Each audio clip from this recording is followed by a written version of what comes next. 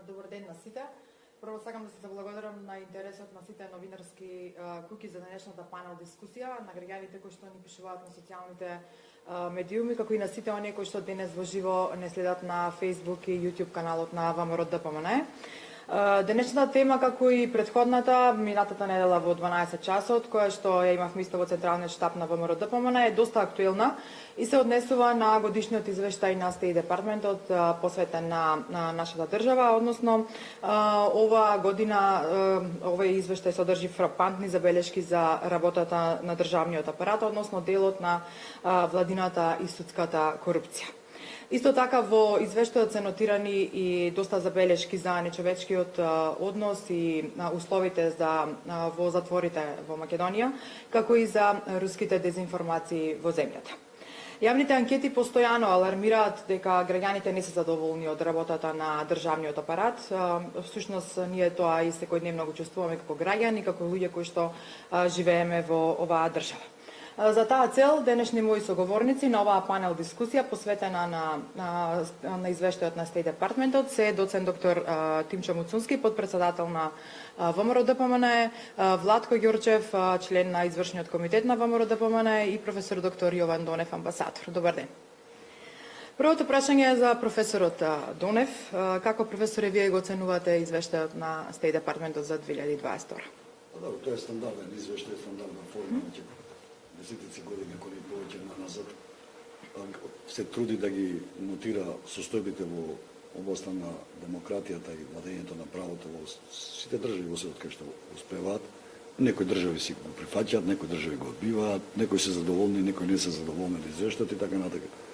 Во состојбата, меѓутоа генерално нема сериозна политичка нота во него, се трудат колку што може да бидат пообјективни, да ги фатат големите случаи кај што имаат кршење на човековите права или владењето на правото генерално, и во тој аспект немаме нешто повеќе што да се додаде или да се одземе од тој извештај. Реална е состојбата осликана за Македонија. Имаме, за разлика од минатата година и предминатата година, имаме заоштрување на вордингот, на термините што ги потребува, дека имаме екстремна корупција, екстремни злоупотреби на владењето на правото и така натака. Што е факт и го знаеме сите ние.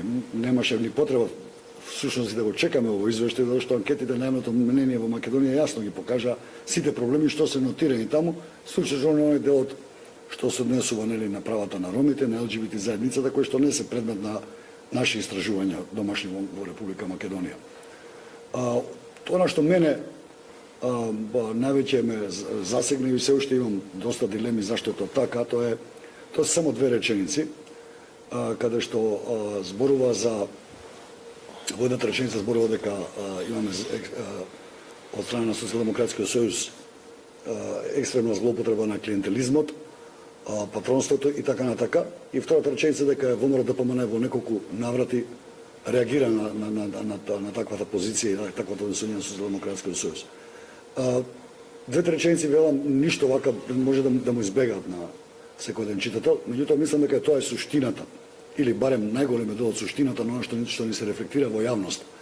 А тоа е прво, ако вие имате клиентелизам во една политичка партија, а не само политичка партија, ако имате клиентелизам насекаде во Македонија, и ако имате исто така некој вид на покровителство на патрониза на форсирање на своите членови на партијата или своите истомисленици и така натака, во тој случај имате драстично кршење на правото на слобода на убедување, правото на вашите верувања овакото.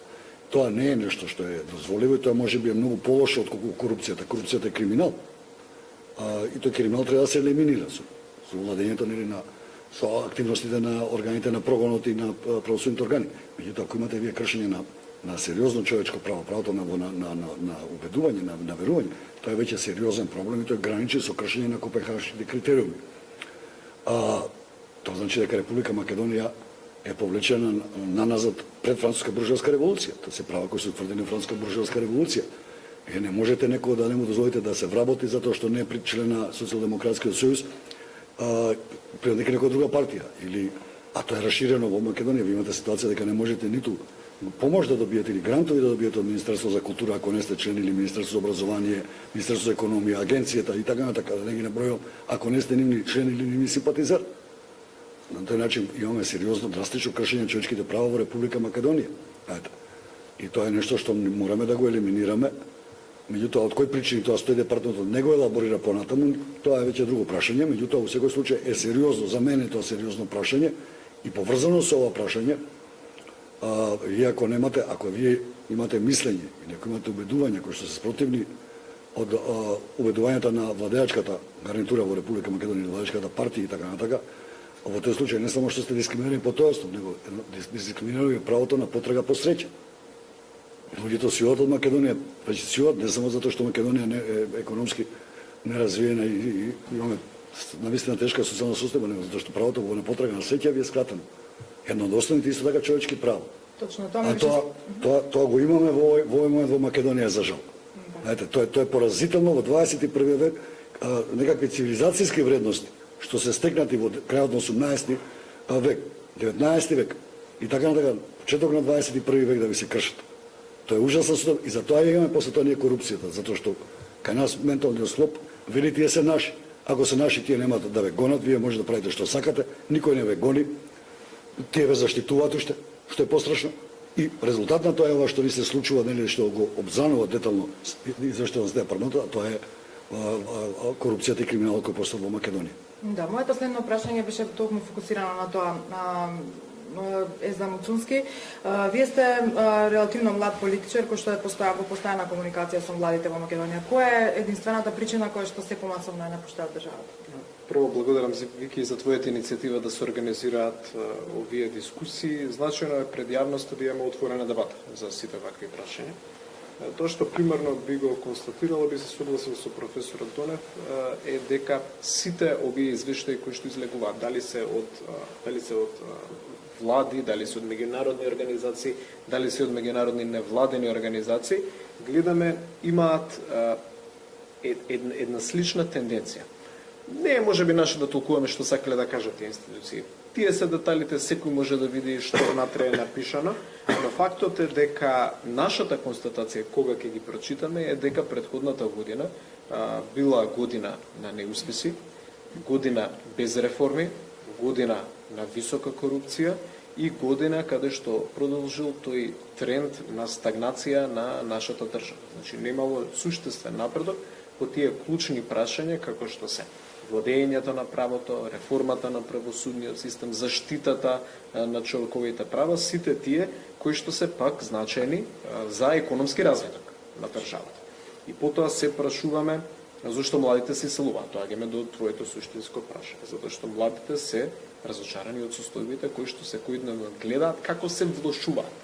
Практично кај младите во моментот со оваа власт која што последните 6 години владее во Македонија нема надеж. И да, економскиот фактор е еден многу значаен фактор, но секојаш не заклучуваме дека не е единствениот. Не веруваат во системот на државата, не се задоволни од квалитетот на услугите кои што ги добиваат од државниот апарат. Нема функционален систем на јавни работи и нема некој кој што ќе се бори за да се создаде функционален систем. Бидејќи како што гледаме, не се приоритет реформи во правосудство, не се приоритет реформи насочени кон економски напредок, образование, здравство, сето тоа што е најзначајно за да ги задржиме луѓето да останат во државата и да веруваат дека имаш напредок. Туку ние практично, тоа го повторувам во последниот период многу често, имаме една заробена држава каде што закони, акти се носат, действија и постапки се превземаат единствено да се задоволи мала група која што е сега на власт. И тука е суштинскиот проблем. Анкетите на јавното мислење сето тоа го покажуваат. Овие луѓе ќе се борат до последниот нивни атом да не се одржат предвремени парламентарни избори. Зошто? Затоа што предвремените парламентарни избори ќе бидат единствено рефлексија на сето она што се случува сега во општеството. И они верувам дека ќе се борат во следниот период да создадат дополнителна апатија кај македонскиот граѓани, да не верува во системот, надавајќи се дека така ќе има помала излезност. Ова се луѓе кои што навидно зборуваат за демократија и демократски процеси, а најмалку што сакаат е соочување со демократските процеси, односно одржување на парламентарни избори, па да видиме граѓаните во кого веруваат и на кому ќе дадат нивната доверба. Тоа што би им порачал на нашите граѓани е дека ќе дојдат подобри времиња, Има надеж бидејќи има луѓе кои што ја сакаат Македонија да биде напредна земја и ние тоа го покажуваме не само на зборови, туку веќе година дена го покажуваме и на дело преку нашата работа во локалната самоуправа, преку нашата работа во собранието, каде што ефективно се блокираат законски акти кои што се токму една символика на оваа заробена држава, а да ги заштитиме компаниите, да ги заштитиме граѓаните и да продолжиме да превземеме чекори Македонија да биде држава како што сите ние заслужуваме да биде. Така, Ѓорче, вие сте долго во политика. Кажете ми дали Македонија имала полоши извештаи како последните 6 години, што е пракса? Македонија имала секакви извештаи, имало и позитивни, имало и негативни извештаи. Она што можем да го констатираме, што го кажа професорот Донев, тоа е дека изминативе неколку години се заострува речникот, односно вординот, за констатирање на состојбите во Македонија. Пред да влезам малце повеќе во детали во врска со она што го дискутираме, би сакал да го опишам поширокиот контекст во кој што се случува овој извештај. Поширокиот контекст е дека најголемиот настан геополитички и во Европа, и во светот е руската агресија врз Украина. И во моментов тоа е најголемата тема во која што луѓето што се ангажирани во меѓународните односи, луѓето што ја следат одбраната, одбранбените политики, геополитиката, во моментов ги насочуваат своите напори. Македонија е дел од НАТО. И Македонија јасно, како земја, ја осудува руската агресија врз Украина, упатуваме јасна порака и од позицијата и од опозицијата дека го подржуваме територијалниот интегритет на Украина и дека односите на Македонија со САД се еден континуитет и дека ние сакаме да ги негуваме тие стратешки односи со САД помеѓу Македонија и САД без разлика кој е на власт во Македонија. Значи, оној договор за стратешко сојузништво кој што го има Македонија со САД е подпишан 2008 година од влада на ВМРО ДПМН, на иницијатива на Македонија и на иницијатива на владата на ВМРО ДПМН. И во тој контекст треба да ги наблюдуваме и констатираме македонско-американските односи последниве 15 години. Од оваа перспектива, од оваа 2023 година, тоа што го направивме пред 15 години, а тоа е подпишување на тој договор за стратешко сојузништво со САД, беше исправна работа. И ние, и ВМРО ДПМН, кога ќе преземе власта, кога следната година ќе направиме владата на ВМРО ДПМН, имаме намера тоа не само да го продолжиме, туку и да го засилиме. И билатерално, директно со САД, но и мултилатерално во делот на НАТО соработката. Затоа што во моментов геополитички светот е во еден геополитички надпревар и не само надпревар, туку веќе гледаме и на одредени места директна јасна конфронтација помеѓу она што се нарекува демократски свет, она што се нарекува Запад, она што е трансатлантската осовина, односно сојузништво меѓу Брисел и Вашингтон, тоест САД и ЕУ од една страна, како слободен свет, и низа на авторитарни држави во кои што луѓето не живеат слободно, во кои што напротив нема слобода, туку има авторитаризам. Значи тоа е поширокиот контекст во кој што во моментов функционира и ангажиран Стејт департментот глобално. Тоа е важно за нас, затоа што станува збор за врвна и водечка дипломатска институција во светот, која што е важна за Македонија. Значи во тој дел ние треба да се позиционираме јасно како ВМРО ДПМН, како партија која што прва во Македонија кажа дека оваа земја треба да биде членка на Европска унија на НАТО. Кога многумина веле дека оваа држава не треба да биде независна, кога веле дека Македонија припаѓа на некое друго место, а не тука каде што е домашно и не таму каде што треба да биде, евроатлантска, каде што се позициониравме изминативе 30 години. Значи, во тој дел, да се навратам сега на конкретно содржината на извештајот за Македонија на Стејт департментот, апсолутно заострен вординг, констатирање на низа недостатоци кои што мораме да ги подобриме и едноставно огледало на состојби кои што Македонија мора да ги прифати и поради самата себе, но исто така и поради пошироката слика. Само ќе резимирам со тоа дека секој ланец е онолку силен колку што е јака најслабата карика. А во силниот и голем ланец на НАТО сојузништво, каде што ние припаѓаме, за жал, со оваа корупција која што имаме, со овие скандали кои што ги имаме секојдневно во Македонија, Македонија не е силна карика. Напротив, Македонија е прилично фрагилна, Македонија е земја каде што луѓето се прилично разочарани од еден куп работи, оправдано, како никогаш досега, Секогаш имало проблеми тука.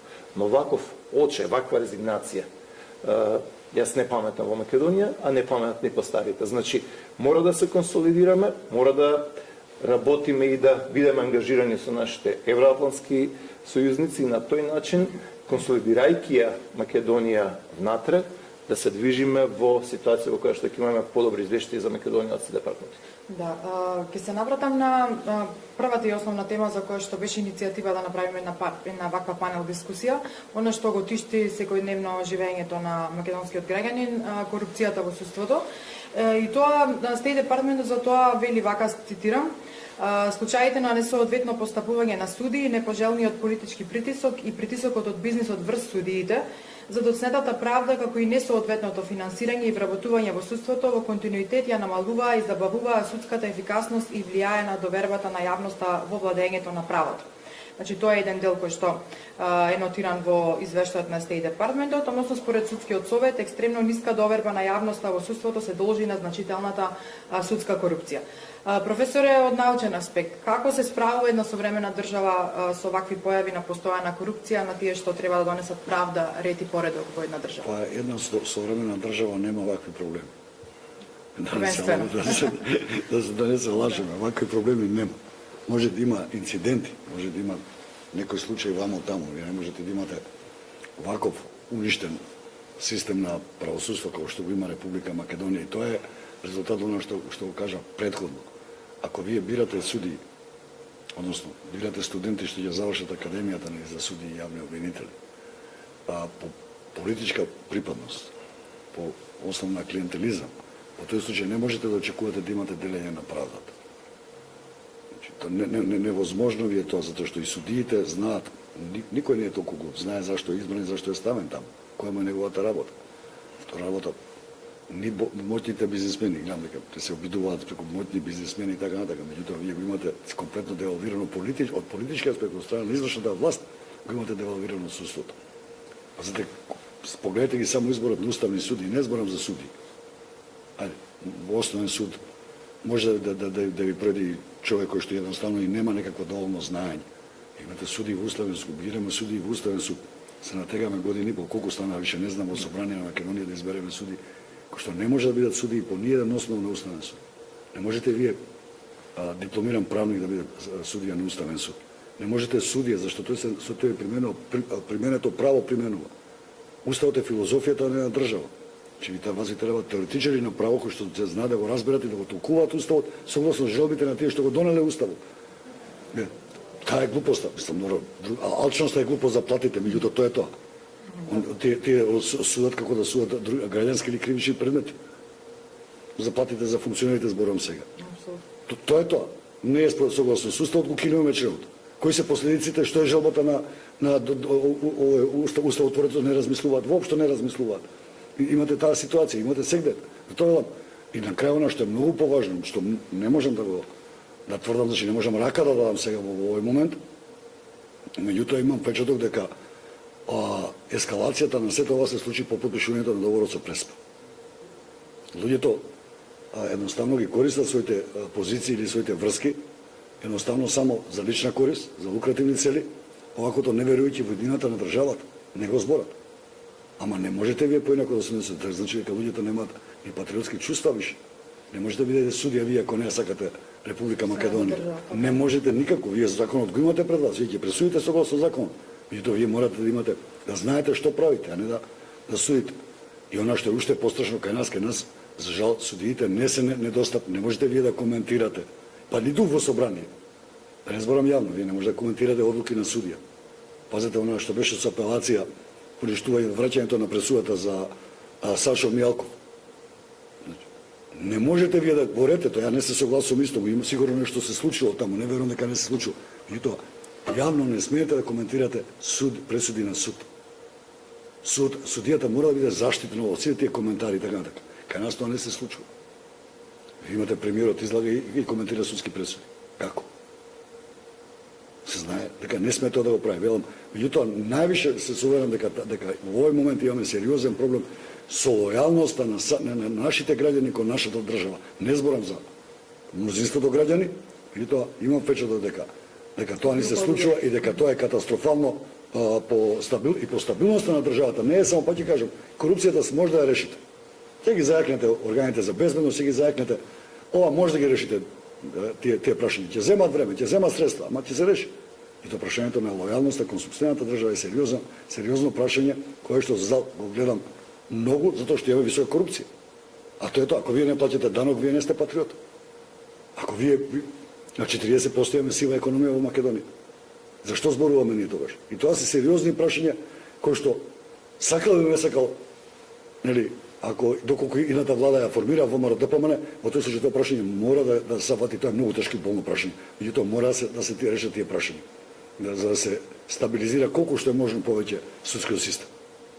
Она мене што посебно го забележав во самиот извештај е односот на самите владини институции кон новинарите кои што би требало да бидат коректори на власта и како што се секаде во секоја современа држава. Во тој поглед за делот од медиумите Стејт департментот вика дека го цитира Сдруженијето на новинари на Македонија кој што наведува дека владата покажала недостаток на капацитет за ефективно санкционирање на прекршителите на правата на новинарите и за заштита на нивната безбедност. Во делот на навреди и вознемирувања се наведува случајот за нападот на еден новинар пред својот дом ланската година.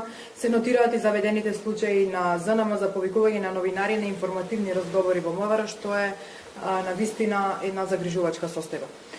Муцунски, вие како универзитетски професор и како политичар, ја осетувате ли појавата на спречување на слобода на говорот, особено во новинарската фела? Дефинитивно. Значи, ние треба да обезбедиме такво окружување во нашите медиуми, кои што ќе имаат апсолутна слобода, но не само слобода, туку и заштита кога таа е потребна.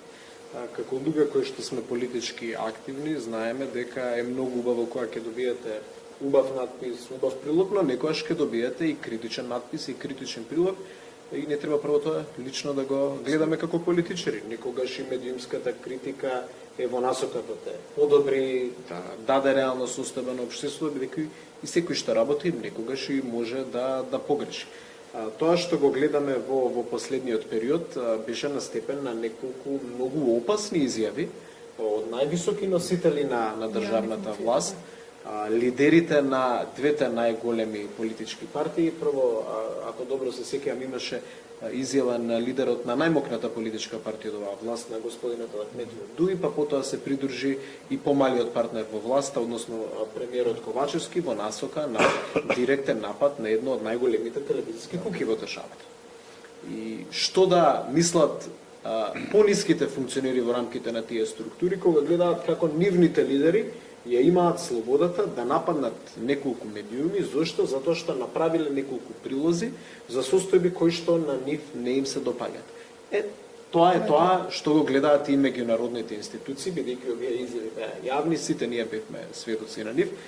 Така да ние како политичари мораме да сватиме дека во делот на политичкиот систем ние сме само еден чинител во тоа окружување. Тоа е државниот апарат, медиумите, невладиниот сектор, секако граѓаните, како најбитниот фактор во сето тоа, се сите чинители кои што придонесуваме да имаме функционален демократски систем. Не сме ние на врвот на таа пирамида, туку ние сме еден чинител кој што треба да работи да го направи општеството подобро. А доколку ги напаѓаме директно на ваков начин, бидејќи нема ништо поопасно од вербален напад од највисок представник на власта, тогаш навистина ги доведуваме во ризик стабилноста на една функционална демократија. Да, она што исто така е особено нотирано во извештајот на Стејт департмент се на условите во затворите во Македонија. И тука морам да цитирам и да нотирам неколку работи кои што ми оставија впечаток читајќи го самиот извештај. Вели на некои локации условите во затворите беа сурови поради сериозната пренатрупаност, недостаток на храна и несоодветните санитарни услови.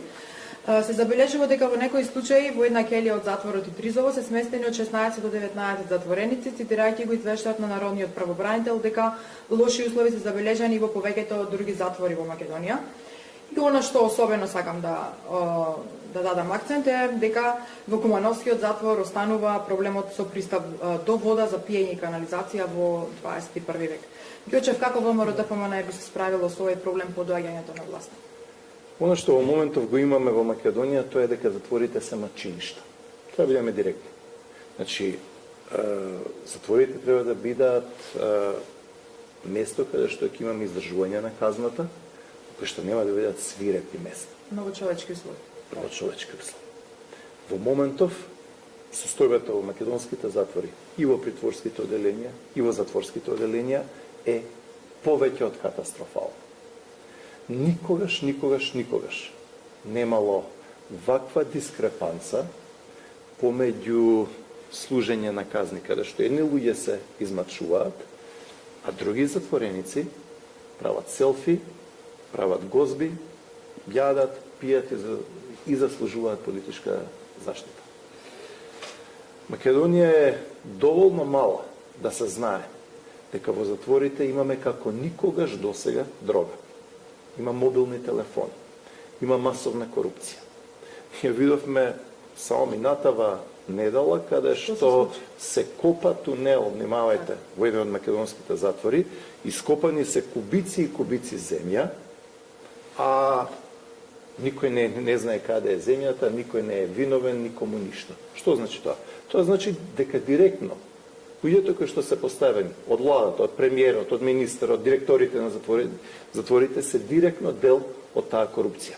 Ако погледнете бројни избегани од македонските затвори, има Македонија убедливо најмногу избегани од нашите затвори. Значи, она што сакам да го кажам, што е дел од целата оваа слика, тоа е дека прво, условите во затворите се навистина ужасни и како влада ВМРО-ДПМН ќе треба апсолутно да ги подобри условите таму, затоа што тоа треба да биде место кое што е достојно за луѓето. Значи, да, тоа е непопуларна работа, лоша работа е да се поеде таму, но тоа не треба да значи дека нечи живот ќе биде собарен. Така. Само да резюмирам, втора работа, оваа корупција која што имаме, која што очигледна, за која што секоја чаршија збори, за која што цела јавност знае, апсолутно треба да биде сосечена и онаа дискриминација која што се случува во женското оделение, која што денови ја спомнуваме и ја гледаме преку случајот Јанкуловска е апсолутно очигледна. Завршно, Македонија за жал се уште е земја во која што имаме политички затвореници, имаме луѓе што се свирепо осудени 250 години од страна на обвинител кој што гледаме дека е компрометиран од нејзините и од судија кој што исто гледаме дека оди апсолутно на линија на политички пресуди. Судијата кој што им пресуди 250 години на луѓето поради политички причини да завршат на 27 април, истиот тој судија, односно судијка сега во Уставниот суд, вика да ги зголемат платите на функционерите 80%. А Тача Ковачевски вика, не знам, тој Уставниот суд. Значи, не сме од вчера луѓе.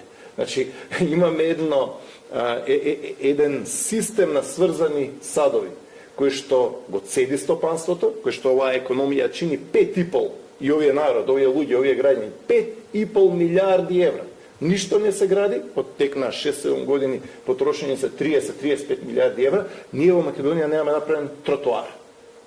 Па каде отишле парите? Гледаме каде отишле парите. Така што се е тоа дел од сликата и она што Македонија треба да направи, тоа е еден поширок ресет. Значи Македонија мора да направи ресет, затоа што ако Македонија не се консолидира, Македонија ќе стане гадечник. Македонија ќе стане празна земја, пуста земја, земја на старци од која што се заминале младите, а која што слика за жал ја гледаме во Македонија и според бројки.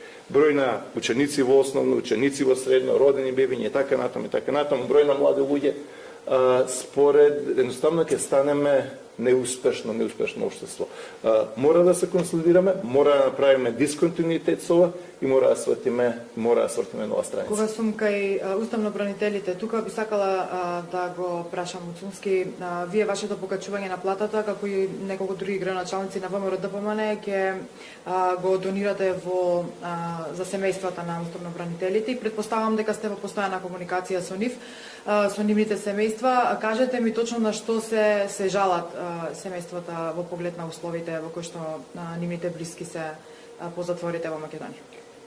Прво, која се во прашање тие луѓе, едноставно само би потврдил констатацијата на Владко, дека се работи веројатно за најголемата неправда во историјата на македонското правосудство.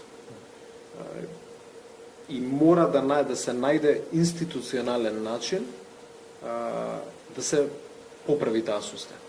Односно на тие луѓе да им се обезбеди пристап до правда. И јас како што знам, и они не бараат ништо поинако. Бараат пристап до систем кој што ќе го разгледа тоа што се случило на еден правичен начин. Никој од нив не бара милост. Барам од тоа јас што го знам. И тоа ќе биде и наша обврска како политичка партија. А тоа е да помогнеме сите овие предмети на политичка репресија преку правосудството кои што ги има во последните години. И не се само овие. Има и други луѓе за кои што можеби не се дискутира во јавноста, но за кои што знаеме дека биле предмет на правосуден терор. Не бидејќи нешто погрешно направиле, но бидејќи биле дел од една политичка партија која што треба да се напага користејќи ги механизмите на системот.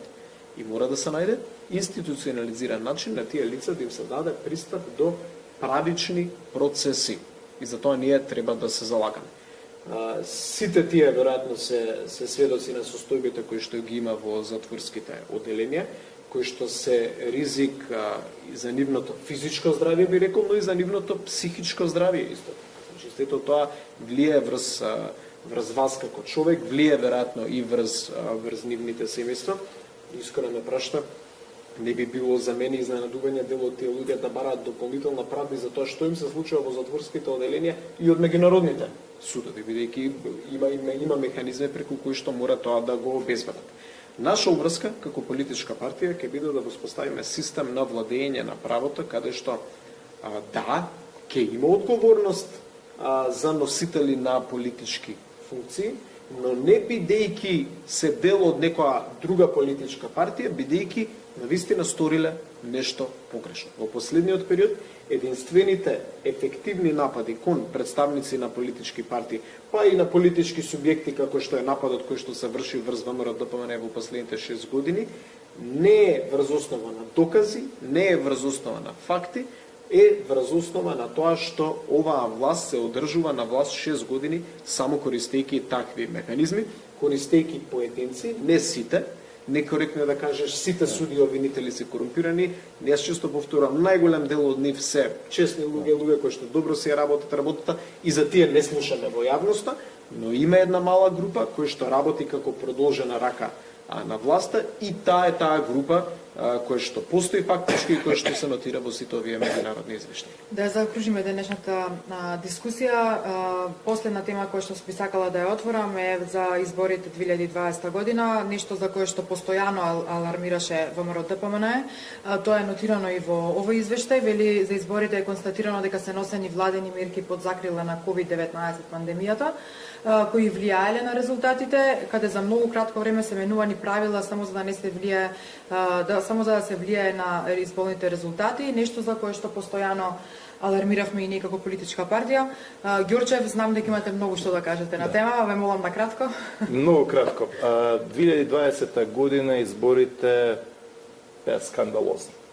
Значи, поради тоа што имаше прогласено вонредна состојба, затоа што целиот свет беше соочен со пандемијата на COVID-19, но таа беше и тоа како злоупотребена од страна на власта за купување на гласови. Тоа е директно тоа да го кажеме, го гледавме тоа на видеа со делење под наводници хуманитарна помош од камиони со кеси со амблемот на СДСМ, посебно во Струмица и во околината.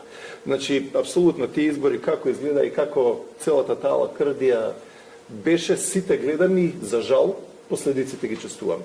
Последиците се никогаш полоша економија, никогаш повеќе иселени, никогаш помалку родени, никогаш помалку ученици во Македонија, никогаш по-голема безперспективност во Македонија. Добриот дел е дека оваа или следната година можеме да ја коригираме таа грешка. 2020 година, значи пред 3 години, ВМРО ДПМН на тие избори беше најголемата партија и се уште е најголемата партија во Македонија и во Собранието. Имаме 40 пратеници без коалиционите партнери, се има некаде 26-27. Тоа мораме да го коригираме. Тоа значи дека победата со 10, 12, 13, 15 пратеници разлика во однос на СДСМ може да не биде доволно. Не треба победа со 61 пратеник. Ни треба поддршка од секој човек кој што е незадоволен од ова што и се случува од Македонија, што го боли се тоа, што со години се случува и на политички, и на економски, и на државотворен план на Македонија и да свртиме нов лист, да направиме нов почеток, затоа што како ни се тенчи времето, како одминува времето, едноставно се намалува шансата Македонија да диша. Македонија мора да продиша, Македонија не смее да биде неуспешна земја, туку напротив. Македонија треба да биде земја која што ќе биде исполнување на идеалите на илјадници и илјадници македонски патриоти кои што се вградиле себе си во борбата за Македонија и во основањето на нашата сакана и независна Македонија. За крај, Муцунски, што ќе направи ВМРО ДПМН по превземањето на власта за да се подобрат сите овие состојби? Па прво мора да се настапи на следните парламентарни избори со квалитетна програма која што веќе е во подготовка. Јас би рекол клучни се 3 области: економија, образование, здравство. И примерно ние мораме да понудиме предвидливост. Тоа е клучниот збор во сите овие 3 области. Предвидливост во економијата, да се знае која е даночната политика, а не вие секој месец да излегувате со нови даноци кои што на компаниите им ја прават состојбата неподнослива веќе и да гледате како најдобрите предприемачи кои што се економски успешни во Македонија заради таквата непредвидливост размислуваат да го преселат нашиот бизнис не подалеку, кај дел од соседите дури. Сум имали и такви разговори. Значи во економијата мора да понудиме предвидливост, да знаеме што е планот на државата и од макроекономска и од микроекономска гледна точка, која е стратегијата и тоа е јавно да го кажеме, да заедно со стопанските комори и компаниите ја движиме економијата напред. Истото важи во делот на образованието и здравството, на состојба каде што Македонија никогаш не била во ситуација да нема учебници во основното и средното образование. Значи, во време кога ВМРО ДПМН е било на власт, се градеше IT инфраструктура во училиштата. Сега ние на локално ниво, јас го давам примерот, во општина Аеродром, на учениците кои што влегуваат во фаза на дигитализација во 4-то одделение им даваме таблети, истина деца немаат учебници.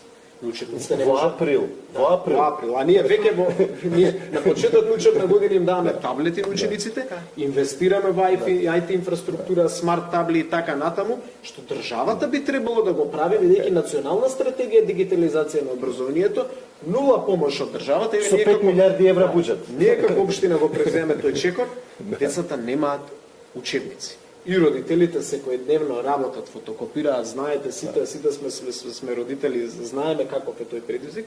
Истото и во здравството. Не можете да обезбедите термин, не можете да дојдете до лекар.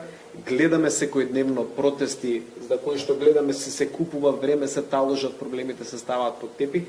Нема лекови, луѓе починуваат за жал, бидејќи нема лекови системот. Што значи ние, граѓаните, мора да знаат дека има држава. Држава која што работи за нив, држава која што не ја оптеретува економијата со дополнителни даноци, туку дозволува пазарните механизми да функционираат и помага таму каде што е потребно. Треба ние, примерно од почеток, да почнеме да градиме систем кој што го имаме во оваа држава. Тие истите што беа многу критични, јас го давам само примерот и тука ќе завршам. Велеа Кембридж не е добро. Да. И ајде, јас не мислам дека биле во право, но да речеме, еве биле во право. Што и го тргна Кембридж, програма платена, програма со учебници, програма по сите меѓународни стандарди, се тргна, добро Кембридж, не бил добар Кембридж. И што се донесе на местото на Кембридж? Ништо. Нема учебници, нема систем. Затоа, вие кога велите нешто не е добро, која е алтернативата која што нудите? Алтернативата која што нудат е демагогијата која што ширеа во минатото кога беа во опозиција и никаква работа не било, така да решението е работа, план и концепт. Професоре, вашите препораки за крај? Па немам некои сериозни препораки јас за крај, не можам да имам оно што јас можам да го видам и да се надеваме дека ќе имаме фер избори кога и да се одржат. Ако 2020 година беа така кои што беа, не можам да видам голем оптимист дека сега ќе бидат, зашто сега многу поголеми се влоговите во игра, посебно за владеачката гарнитура која што губи тлото. СДС не очекувам дека многу ќе успее да се задржи во ниво кој што бил некогаш. И се надевам дека тоа ќе биде основно правило, значи неко придвижување напред. Оно што јас би очекувал да има доволно храброст идното раководство на ВМРО ДПМН да може да се справи со сите сериозни проблеми зашто ќе бидат болни. Оно што ни се случува последните 5 или 6 години така натака, не можеме да го решиме без болка. Ниту можеме судството, ниту можеме собранието, ниту може извршната власт и така натака, ниту администрацијата која што исто така да негде ќе требаат многу болни одлуки. Политички секоја болна одлука е ризична, веднаш влијае на рейтингот на партијата, меѓутоа па во друга страна по тоа ги гледате големите партии и големите лидери кои што прифаќаат таков ризик, затоа што граѓаните многу брзо после тоа ќе го видат бенефитот од тие мерки. И моje се тие се очекувањата дека ќе имаме навистина сериозна влада која што ќе успее да се справи со тие болни одлуки. Благодарам многу за денешното учество. Благодарам и на сите оние кои што не следеа преку нашите YouTube и Facebook канали на ВМРО ДПМН и најавувам следна трибина следната недела во 12 часот на исто така една актуелна тема која што ќе засега дипломатијата. Благодарам многу.